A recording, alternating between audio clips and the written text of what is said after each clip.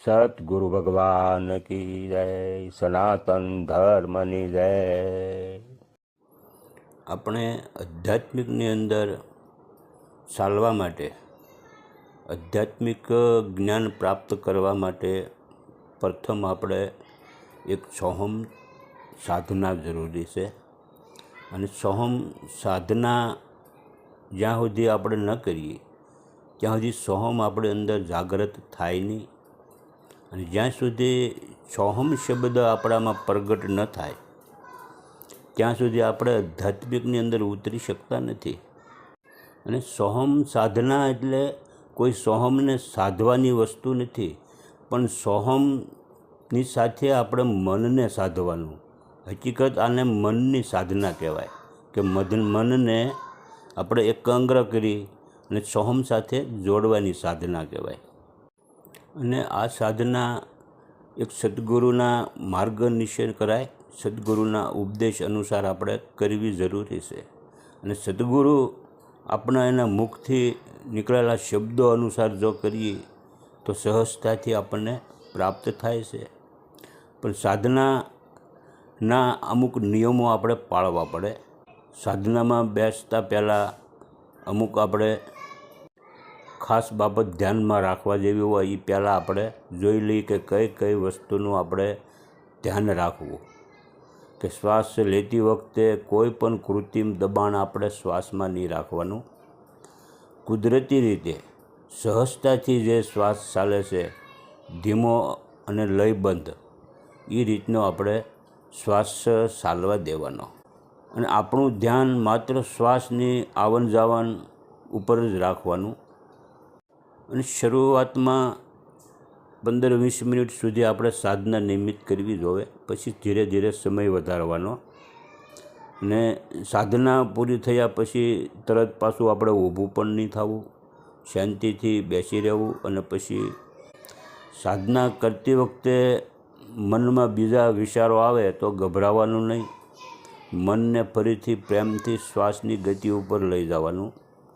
આ કોઈ મંત્ર જાપ નથી, જેને આપણે મોઢેથી પણ બોલવાનો નથી। આ શ્વાસ સાથે આપણે મનને જોડવાનું છે। અને જો આ સાધના આપણે નિયમિત કરીશું તો થોડાક જ દિવસની અંદર આપણે સોહમ શબ્દ અંદર પ્રગટ થાય છે। તો જોઈએ આપણે સોહમ સાધના વિશે। આ અમુક આપણે નિયમો પાળવા જરૂરી છે।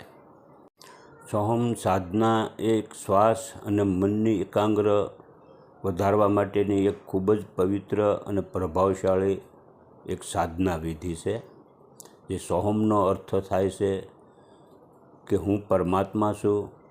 આ સાધના નિયમિત કરવી માનસિક શાંતિ મળે છે, તણાવ દૂર થાય છે, અને આધ્યાત્મિકની જાગૃતિ થાય છે, અને આધ્યાત્મિકનું જ્ઞાન પ્રાપ્ત થાય।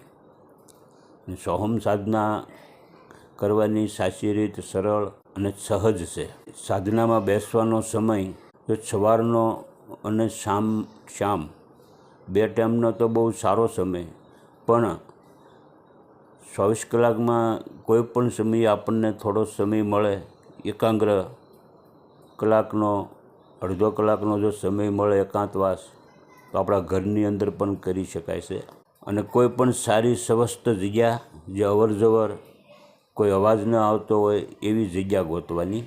પછી આસનમાં સુખાસન છે, પદ્માસન છે કે સિદ્ધાસન છે, કોઈ પણ આપણને અનુકૂળ પડે એ આસનને આપણે બેસવું। સ્ટટાર બેસવું, આપણી પીઠ, ગરદન અને માથું એક સીધા રેખામાં હોવા જોઈએ। અને જમીન ઉપર ગાદી નાખીને ઉપર બેસવું। અને જમીનની ઉપર ન બેસી શકાય તો પણ ખુરશી ઉપર બેસી શકાય। આસનમાં બેસી અને આપણા બંને હાથ ખોળામાં રાખી શકાય, અથવા તો જ્ઞાન મુદ્રામાં આપણા ગોઠણ ઉપર પણ રાખી શકાય, આપણને અનુકૂળ પડે એ રીતે રાખવા। પછી આ સાધના પૂરી રીતે આપણા શ્વાસની ગતિ ઉપર આધારિત છે। આપણે મોં બંધ રાખીને માત્ર નાકથી જ શ્વાસ લેવાનો અને છોડવાનો છે। શ્વાસ લેતી વખતે જ્યારે આપણે ઊંડો અને ધીમો શ્વાસ અંદર લેવાનો, ત્યારે મનમાં સો શબ્દોનો ધ્વનિને આપણે સાંભળવો અને એને અનુભવવો, અને બ્રહ્માંડની બધી સકારાત્મક ઉર્જા આપણા શરીરની અંદર પ્રવેશી રહેશે આવી એક કલ્પના રાખવાની. અને શ્વાસ છોડતી વખતે એટલે કે રેચક, જ્યારે આપણે ધીમેથી શ્વાસ બહાર છોડવો ત્યારે મનમાં હમ શબ્દનો ધ્વનિનો વિચાર કરવો અને એવો અનુભવ કરવો કે આપણા શરીર અને મનનો બધો તણાવ, નકારાત્મક અને અહંકાર બહાર નીકળી રહ્યો છે અને હું અહંકાર રૂપી બહાર નીકળી રહ્યો છું. આ સાધના પ્રથમ શરણની છે, જેનાથી આપણું અંતઃકરણ શુદ્ધ થાય છે. આ જ રીતની સાધના પણ બીજી આ જ રીતે કરવાની છે. પણ જે સાધનામાં આપણે શ્વાસ અંદર લેતી વખતે એવો કલ્પના કરવાની છે કે સો એટલે કે પરમાત્મા સ્વરૂપ ચેતના મારી અંદર પ્રવેશ કરી રહી છે, શરીરને જીવનદાન આપી રહી છે, ચેતનામાં ઉર્જા વધી રહી છે. એ પરમાત્માનો સ્ત્રોત આપણા શરીરની અંદર પરમેશ્વર ખુદ પ્રવેશી રહ્યા છે. આવો શ્વાસ લેતી વખતે આપણે આવો ભાસ કરવાનો. જ્યારે શ્વાસ છોડીએ છીએ ધીરી ગતિએ, ત્યારે પણ એવો આપણે અંદર ભાસ કરવાનો કે હું પરમાત્મા સ્વરૂપ આત્મા, અને આત્મા સ્વરૂપ આજે શ્વાસની સાથે એવી કલ્પના કરો કે હું પરમાત્માની અંદર ભળી રહ્યો છું. બસ આ બીજી પ્રકારની વિધિ છે, આ બીજા સ્ટેપની વિધિ છે. તો આ બીજા પ્રકારની સ્ટેપમાં શ્વાસરૂપી સો આપણી અંદર પ્રવેશ કરી રહ્યો છે, હમરૂપી આત્મા પરમાત્મામાં ભળી રહ્યો છે. આ જે સ્ટેપ સાધનાનું છે, આ સ્ટેપની અંદર ગંગામાં પોતાના ભજનમાં પાનબાઈને કહેશે કે તન મનની શુદ્ધિ જ્યારે ભૂલીશું ત્યારે અરસપરસ લાગશે એક તાર. તો આ સ્ટેપની અંદર જ્યારે આપણે આ રીતની સાધના કરીશું, પરમાત્મા અંદર આવી રહ્યા, આત્મારૂપી બહાર પરમાત્માની અંદર ભળી રહ્યા છે, ત્યારે આત્મા અરસપરસ તાર લાગે.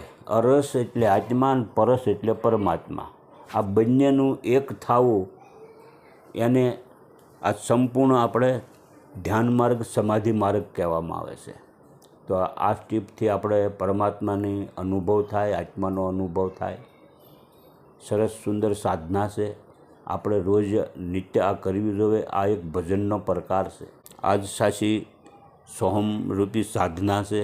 પણ આ નિત્ય અભ્યાસ કરવો, નિત્ય ધ્યાનમાં બેસવું અને નિત્ય સોહમ આ રીતની સાધના કરવી, જેનાથી થોડાક જ દિવસની અંદર આપણે સોહમ શબ્દ આપણા ઘટની અંદર પ્રગટ થઈ જશે.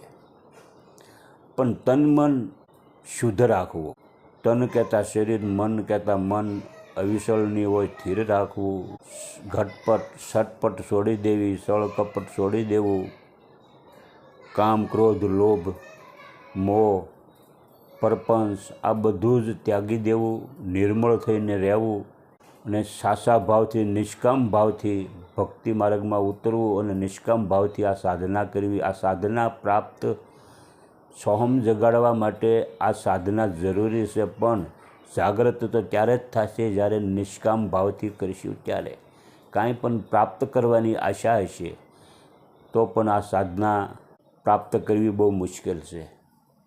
આ નિષ્કામ ભાવથી સાધના કરવી, કોઈ પણ પ્રાપ્ત કરવાનો હેતુ નહીં રાખવો, એને જ નિર્મળ કહેવાય.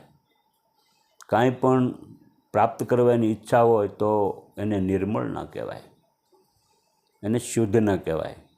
સદગુરુ ભગવાન કી જય, સનાતન ધર્મની જય.